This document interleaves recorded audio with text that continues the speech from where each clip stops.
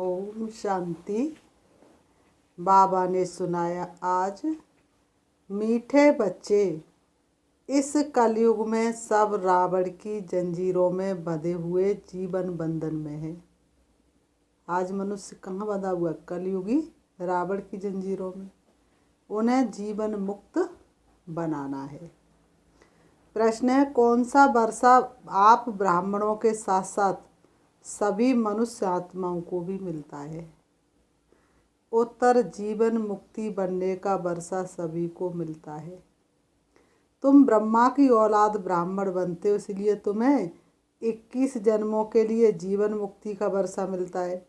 बाकी सबको अपने अपने धर्म में पहले पहले जीवन मुक्ति अर्थात सुख फिर दुख मिलता है। बाकी सबको अपने अपने धर्म में पहले पहले जीवन मुक्ति अर्थात सुख फिर दुख मिलता है। हर एक आधा समय सुख और आधा समय दुख भोगते हैं। आत्मा जब परम धाम से सृष्टि पर आती है तो सुख जरूर भोगती है, क्योंकि उस समय उस आत्मा का कोई विक्रम नहीं होता है और किसी के साथ कोई हिसाब किताब नहीं होता है, इसलिए उसे सुख मिलना ही है। लेकिन आधा समय फिर दुख भी मिलना है, क्योंकि आत्मा जन्म लेते ही उसका हिसाब किताब जुड़ना शुरू हो जाता है। बाकी हर एक स्वर्ग के सुख नहीं भोग सकते। बाबा ने कहा हर एक स्वर्ग के सुख नहीं भोग सकते, उसके लिए तो ब्राह्मण बनना पड़े। प्रभु मिलन के खेल निराले देखते हैं नसीबों वाले, नसीबों वाले ही ये प्रभु मिलन के खेल देख सकते हैं। भगवान जब धरती पर आता है तो उसका बना हुआ रचा हुआ ये खेल हर कोई देख नहीं सकता। तो पाठशाला में शिक्षा लेनी पड़े, माया पर विजयी बनना पड़े। गीत है वो मुखड़ा देख ले प्राणी जरा दर्पण में, देख ले कितना पुण्य है कितना पाप तेरे जीवन में। खुद को धोखा दे मत दे बंदे, अच्छे न होते कपट के धंधे, सदा न चलता किसी का नाटक दुनिया के आंगन में। इस दुनिया के आंगन में हमेशा किसी का नाटक चल नहीं सकता। इसलिए कहते हैं कि जब व्यक्ति खुद नहीं सुधरता है, खुद से खुद नहीं सुधरता है, बुरी आदतों को खुद नहीं छोड़ता है, तब उसे समय सुधारता है। समय उस मोड़ पर ला करके खड़ा कर देता है। हर हालत में व्यक्ति को बुरे संस्कार बुरी आदतें छोड़नी ही पड़ती है।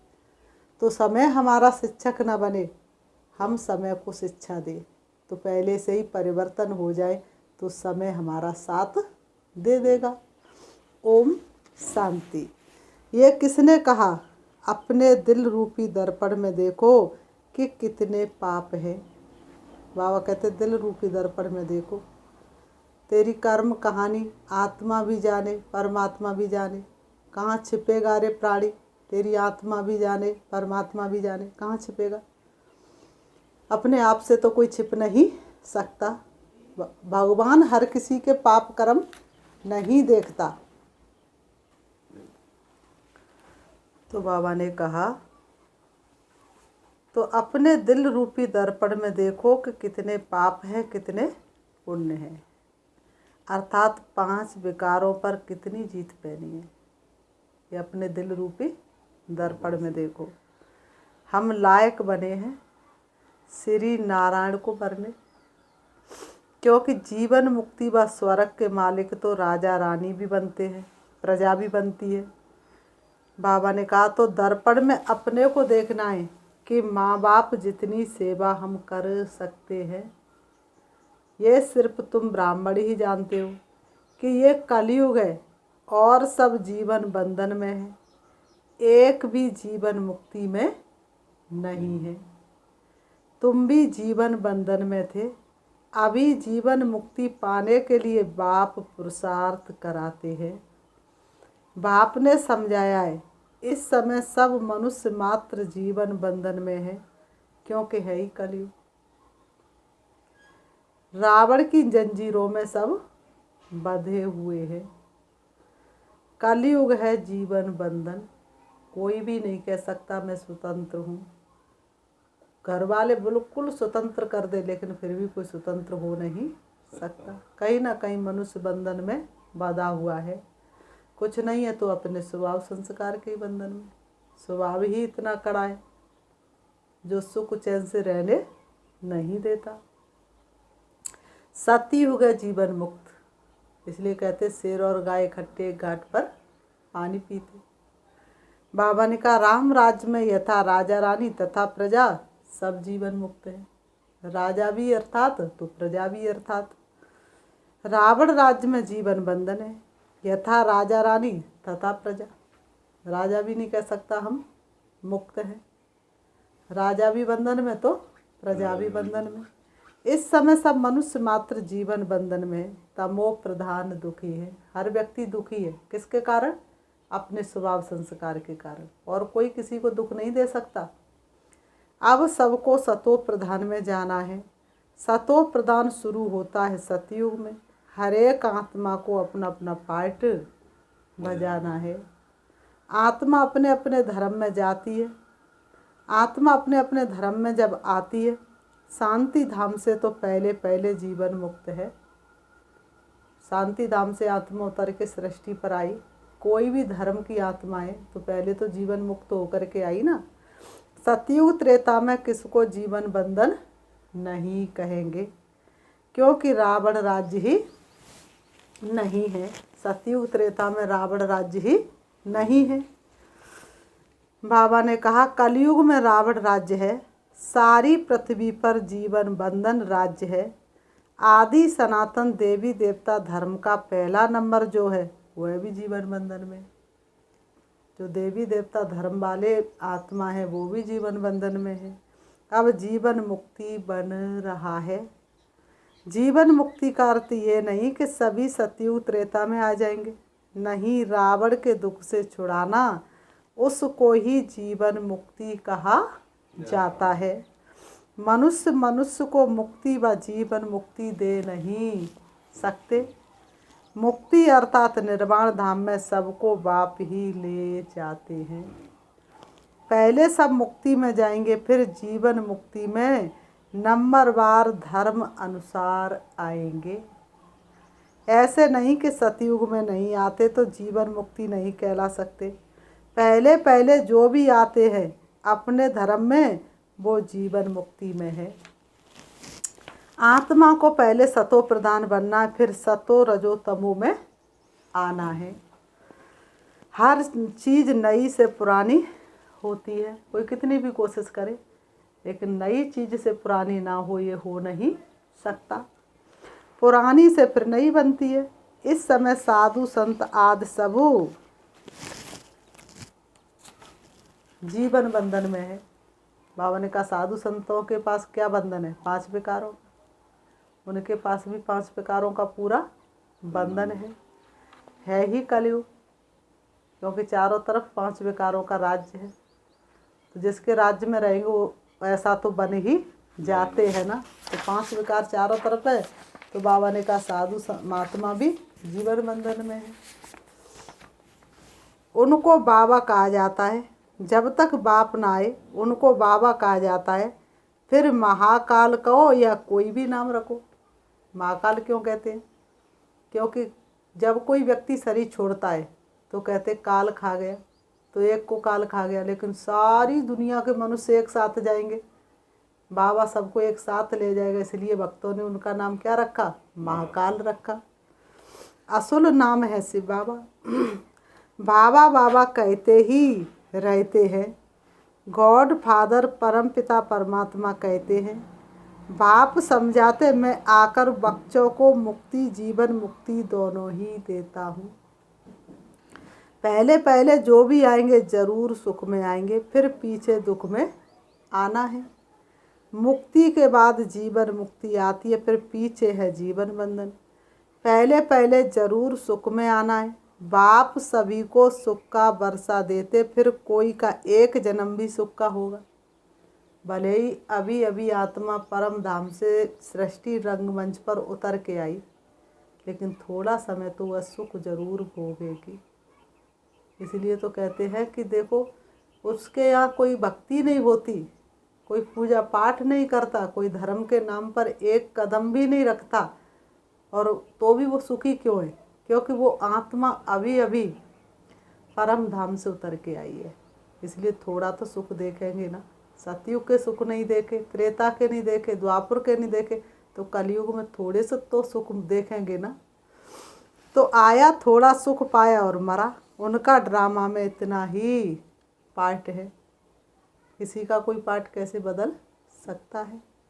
वृद्धि तो मनुष्यों की होती ही रहती है, क्योंकि परम धाम खाली होता जा रहा है। अब तक आते ही रहते हैं, जास्ती रहने वाले तो नहीं है, विनाश सामने खड़ा है। जो नए आएंगे फिर भल कलयुग में आए, परंतु आते ही दुख नहीं भोगेंगे। जरूर उनका कहाँ अच्छा ही मान होगा। मुक्ति धाम से हमेशा पहले जीवन मुक्ति में जाना होता है। माया के बंधन से मुक्त हो पहले सुख में उतरेंगे, फिर दुख में आएंगे। इस समय सब जड़ जड़ीभूत अवस्था को पाए हुए हैं। अपना सुख और दुख का पाठ बजाए सब मुक्ति और जीवन मुक्ति धाम में आएंगे। मुक्ति है ही माया, जाएंगे फिर आएंगे जरूर। कोई भी सदा परम धाम में रह नहीं सकता, नियम ही नहीं। सारी दुनिया के मनुष्य मात्र जो जिस जिस धर्म में आए वह फिर ऐसे ही आएंगे।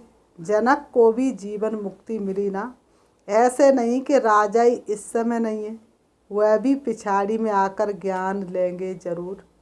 जीवन मुक्ति तो तुम सबको मिलती है, परंतु नंबरवार पुरुषार्थ अनुसार। और जो धर्म है उनके लिए फिर कहेंगे नंबरवार पुरुषार्थ अनुसार और धर्म अनुसार। जो भी देवी देवता धर्म वाले और धर्मों में चले गए वह सब निकल आएंगे। सबको वापस आना है, पहले ब्राह्मण बनना है। यूँ ब्रह्मा की औलाद तो सब है, परंतु ब्राह्मण सब नहीं बनेंगे। यह तो सारी दुनिया ब्रह्मा की औलाद है, लेकिन सब ब्राह्मण नहीं बनेंगे। जो ब्राह्मण बनते हैं उन्हों के लिए 21 जन्म जीवन मुक्ति कहा जाता है। राजगद्दी पर बैठते हैं, बाबा ने कहा हुआ राजगद्दी पर बैठते हैं, तो राजयोग सीखना पड़े। राजगद्दी पर बैठेंगे तो राजयोग सीखना पड़े, अर्थात राजा पद पाने का पुरुषार्थ करना पड़े। ये पाठशाला है, पाठशाला में शिक्षा लेनी पड़े। कायदे भी बहुत है, अगर कायदे ना हो तो इतना बड़ा ईश्वरीय विश्वविद्यालय कैसे चले। तो बाबा ने कहा कायदे भी बहुत है। एक बार लक्ष्य मिल गया फिर विलायत में भी रहकर पढ़ सकते हैं, कहीं भी जाओ। एक बार मिल गया ज्ञान तो कहीं भी रहते हुए पढ़ सकते हैं और बाप को याद कर सकते हैं। बरोबर हम शिव बाबा के बच्चे हैं, बाप से वर्षा जरूर लेना है। पत्र भी लिखते बाबा, रावण का भूत सताता है। कभी काम का कभी क्रोध का हल्का नशा आ जाता है। बाप कहते इन पर विजय पानी है।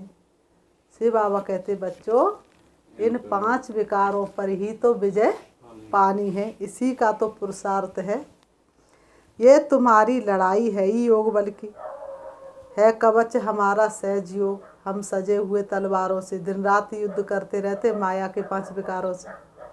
तो हमारी लड़ाई कोई मनुष्य से नहीं है, हमारी लड़ाई 5 विकारों से है। तुम याद करेंगे माया तुम्हारा बुद्धि योग तोड़ देगी। तो बाबा ने समझाया है जीवन मुक्ति सबको मिलनी है। इसका मतलब ये नहीं कि सब स्वर्ग में आएंगे, सभी चाहते हमको मुक्ति चाहिए। समझो जो पिछाड़ी में आते हैं पाठ बजाने, तो बाकी इतना समय मुक्ति में होंगे ना, तो बाकी इतना समय कहाँ बैठे रहे, परमधाम में बैठे। कितनी शांति मिल जाती है। 4500 वर्ष अथवा 4,500 वर्ष शांति में रहते हैं। उतरे कलयुग में आकर के तो कितने समय तक शांति में बैठे रहे, 4,500 अर्थात 4,500 वर्ष तक। फिर उनका पार्टी ऐसा है, हम फिर सुख और शांति दोनों में रहते हैं। सुख में भी रहते तो शांति में भी रहते। ऐसे नहीं कि मनुष्य चाहे बस हमको उन जैसी ही शांति चाहिए, वहाँ बैठे ही रहे, कहने से मिल नहीं सकती। अनादि ड्रामा बना हुआ है। जहाँ पर आपका पाठ शुरू होना होगा वहाँ पर ही होगा। इसमें फ़र्क नहीं पड़ सकता। बाबा ने कहा इसमें फ़र्क नहीं पड़ सकता। शांति के शौकीन तो बहुत हैं, तुम्हारे सुख से भी उन्हों को शांति ज़्यादा मिलती है। तुमको फिर सुख और शांति दोनों मिलते हैं। यहाँ सुख है अल्पकाल का, सदा काल का सुख यहाँ हो नहीं सकता। यहाँ सुख कैसा है? अल्पकाल का, थोड़े से समय का सुख और फिर दुख। शांति तो यहाँ होती नहीं, दुख धाम है ना। बाकी जंगल में जाकर बैठ जाना वह कोई शांति थोड़ा ही है। जब पेपर ही नहीं होगा तो पेपर ही नहीं कोई आउट करेगा तो पता कैसे चलेगा फेल है या पास। जंगल में बैठ गए तो परीक्षा लेने वाला कोई है ही नहीं। तो बाबा ने कहा अगर वहाँ शांति है फिर तो वहाँ ही बैठे रहे। फिर शहर में आकर इतने फ्लैट आदि क्यों बनाते हैं? वहाँ सतयुग में तो शांति ही शांति है। बल पिछाड़ी में जो आते हैं वह समझते यहाँ अशांति ही अशांति है। जो परम धाम से उतर के अभी आत्मा काल योग में आई, उन्होंने सतयुग की सुख तो देखे नहीं, तो उनको तो लगेगी यहाँ तो अशांति ही अशांति है। उन्हों को तो शांति है, दूसरों को अशांति में समझते हैं। ये बातें बड़ी समझने की हैं। जीवन मुक्ति मिलती सबको है। 21 जन्म तुम राज्य करते हो तो दूसरे देरी से आते हैं। वह ऊपर शांति में रहते हैं, वह भी उस समय आ जाए तो फिर स्वर्ग का किस बात का। कोई सतयुग में अथवा त्रेता में पीछे आते हैं तो भी है तो शांति धाम में ना। कोई त्रेता के लास्ट में आए लेकिन तो भी बैठे तो शांति धाम में है ना। कलयुग में तो नहीं बैठे हैं, वहाँ कोई दुख नहीं है। शांति धाम में ना कोई दुख का अनुभव और ना कोई सुख का अनुभव, बस शांति का अनुभव होता है। फिर नंबरवार आएंगे, हिसाब किताब भी है ना। मनुष्य समझते हैं कि साइंस बड़ी तीखी है, हम कहते हैं हमारी साइलेंस सबसे तीखी है। साइंस वालों को फिर भी प्लेन में बैठ के जाना पड़ेगा। हमारी बुद्धि का योग तो 1 सेकंड में परम धाम में लग जाता है।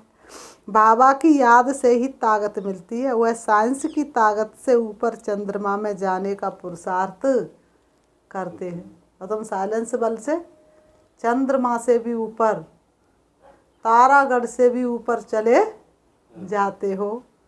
तुम तो 1 सेकंड में सूर्य चांद से भी ऊपर चले जाते हो। कोई खर्चा लगता नहीं, बिना खर्चे के ऊपर चले जाते हो। मूल वतन सूक्ष्म वतन से ऊपर तो कुछ है नहीं। सूर्य चांद से मूल वतन सूक्ष्म वतन बहुत दूर है, किसको मालूम नहीं पड़ सकता।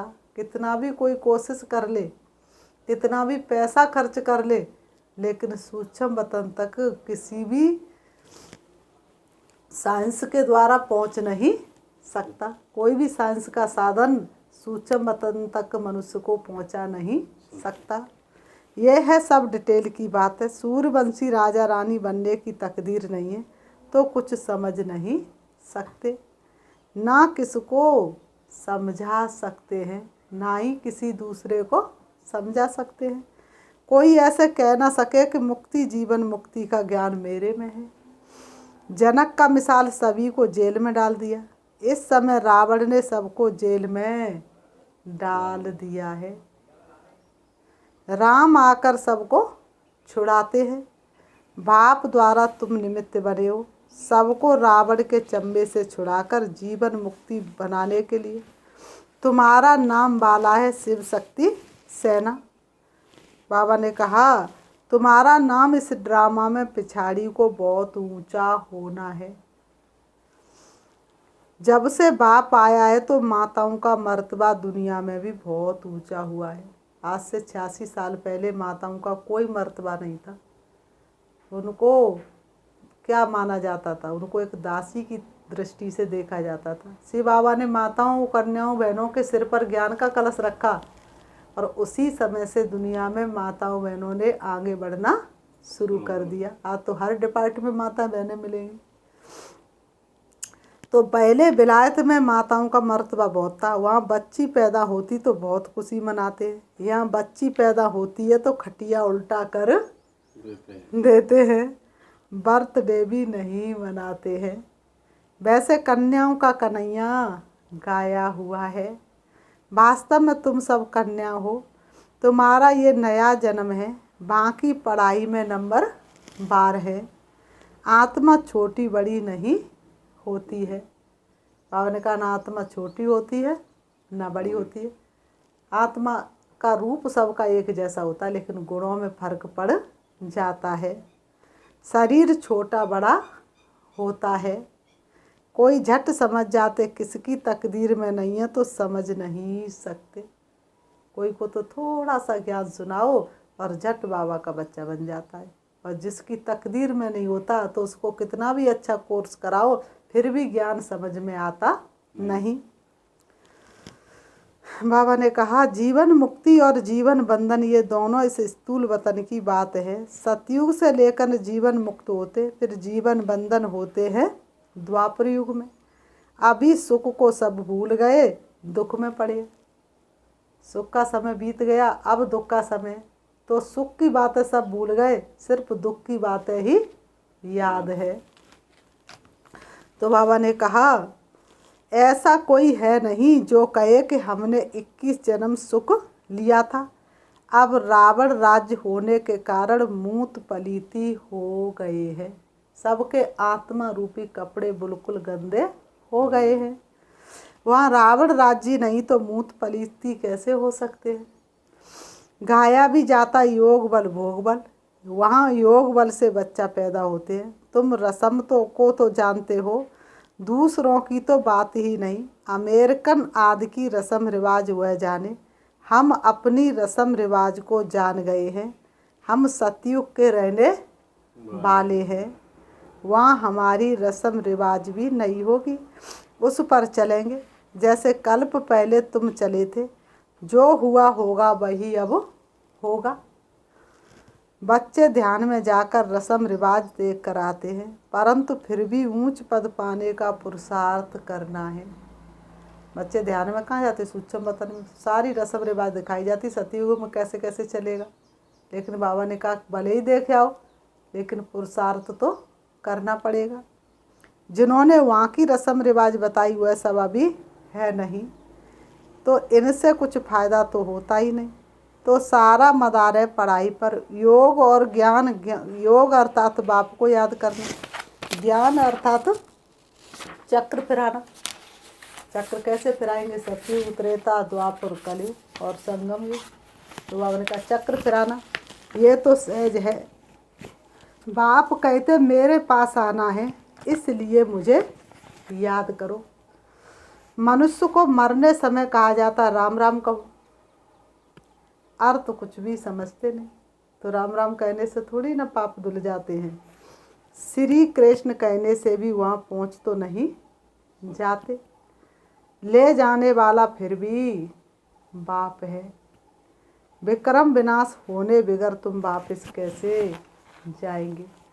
बाबा कहते पाप जब तक भस्म नहीं होंगे, विक्रम विनाश नहीं होंगे, तब तक तुम वापिस कैसे जाएंगे। अभी सबकी कयामत का समय है, मिटने वाली इस दुनिया से है दिल लगाना क्या। तो ये दुनिया तो मिटने ही वाली है, इससे दिल लगा के कोई फ़ायदा नहीं। फिर अपने अपने समय पर आएंगे। ये पॉइंट धारण करनी है, नोट करनी है। तुमको माता पिता को फॉलो करना चाहिए। मम्मा कभी किसको तंग नहीं करती थी। कईयों की बहुत रिपोर्ट आती है मैनर्स नहीं है। परमपिता परमात्मा पढ़ाते हैं, कितना दिमाग चाहिए। जब भगवान पढ़ाते हैं तो भगवान की पढ़ाई कहते हैं ना, कोई कोई पढ़ता है और पढ़ नहीं पाता है तो कहते हैं इसके अंदर पढ़ाई वाला दिमाग नहीं। लेकिन भगवान पढ़ाते तो कितना बड़ा दिमाग चाहिए। बाबा ने कहा, तो बाबा कहते अच्छी चलन वाले पर सभी का प्यार रहेगा। जिसकी चलन अच्छी होती तो क्या कहते, ये तो पूरी तरह से देवता है। कोई तो बड़ा तंग करते हैं, अपने आप को ही चमाट मारते हैं। इसलिए क्या दिखाते हैं, भस्मासुर ने क्या किया, अपने आप को ही भस्म कर लिया तो पद भ्रष्ट हो जाएगा। गाया भी जाता है हिंदू लोगों ने अपने आप को चमाट मारी। ईश्वर जो राज्य भाग देता है उनको सर्वव्यापी कह दिया है। ये अपने को चमाट मारी है तब ये हाल हुआ है। शास्त्रों में दिखाया है कि भगवान कहते हैं कि मैं सर्वव्यापी हूँ, परंतु भगवान खुद कहते मैं कोई तुम्हारे जैसा थोड़ा ही हूँ जो अपने को चमाट मारूंगा। वह भी पतित बन जाए तो फिर पावन कौन बनाए। तो भगवान तो कभी पतित बनता नहीं, अर्थात अपने आप को कभी चमाट मारता नहीं। क्या मैं कुत्ते बिल्ली में हूँ? बाप कहते तुमने मेरी गिलानी की है। ये भी ड्रामा, फिर भी ऐसे ही होगा। फिर बाबा ने कहा अच्छा, मीठे मीठे सिकीलते बच्चों प्रति मात पिता बाप दादा का याद प्यार और गुड मॉर्निंग। रूहानी बाप की रूहानी बच्चों को नमस्ते। हम रूहानी बच्चों की रूहानी बाप दादा को याद प्यार और नमस्ते नमस्ते नमस्ते नमस्ते। धारणा के लिए मुख्य सार नंबर 1, कोई भी उल्टी चलन नहीं चलनी है। कोई भी उल्टी चलन नहीं चलनी है। अच्छे गुण धारण करने हैं। माता पिता को फॉलो करना है। गुड़ रूपी मोती ले सबकी माला एक बनानी, अर्थात अच्छे अच्छे गुण धारण करने हैं। हर किसी से गुण धारण करना है। नंबर 2, योग बल से काम क्रोध के हल्के नशे को भी समाप्त करना है। दुनिया में लोग हवन करते तो क्या स्वाहा करते हैं? सामग्री, देवताओं का नाम लेंगे और स्वाहा करते जाएंगे। लेकिन बाबा ने कहा वास्तव में स्वाहा क्या करना है? 5 विकारों को। योग अग्नि जला करके 5 विकारों को स्वाहा करना है। निमित्त बन सबको रावण की जंजीरों से छुड़ाने की सेवा करनी है। वरदान, क्या क्यों ऐसे और वैसे के सभी प्रश्नों से पार रहने वाले सदा प्रसन्न चित्त भव। स्पष्टीकरण, जो प्रसन्न चित्त आत्माएं हैं वे स्वयं के संबंध में व सर्व के संबंध में, प्रकृति के संबंध में किसी भी समय किसी भी बात में संकल्प मात्र भी क्वेश्चन नहीं उठाएंगी। ये ऐसा क्यों व ये क्या हो रहा है? जो हुआ, अच्छा है जो कुछ हो रहा। शिव पिता है आप मेरे, फिर मुझे क्या सोचना। सोचने का भी कार्य से बाबा को दे दो, अपने आप ही पूरा होता चला जाएगा। ऐसा भी होता है क्या? प्रसन्न चित्त आत्मा के संकल्प में हर कर्म को करते देखते सुनते सोचते यही रहता है कि जो हो रहा है वह मेरे लिए अच्छा है।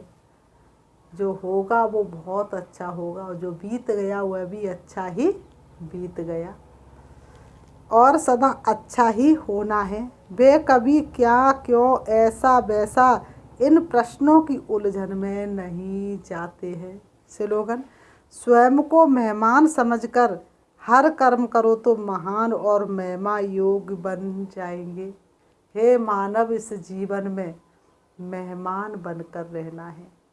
वास्तव में देखा जाए तो हम सभी मेहमान हैं। मेहमान क्या करता है? 4 दिन के लिए जाता है, 2 दिन के लिए जाता है, उसका किसी से भी बुद्धि योग लगता नहीं, उसका किसी से भी मन मुटाव होता नहीं। उसे पता है मैं 2 दिन का मेहमान हूँ, तो वो तो 2 दिन का मेहमान, हमें तो 1 घंटे का भी पता नहीं। तो यहाँ पर क्या बन के रहना? मेहमान। अगर मेहमान बन के रहेंगे तो महिमा योग्य बन जाएंगे, महान और महिमा योग्य बन जाएंगे। बनो महान, करो कल्याण। जब तक महान नहीं बनेंगे तब तक दूसरों का कल्याण कर नहीं सकते। अच्छा, ओम शांति।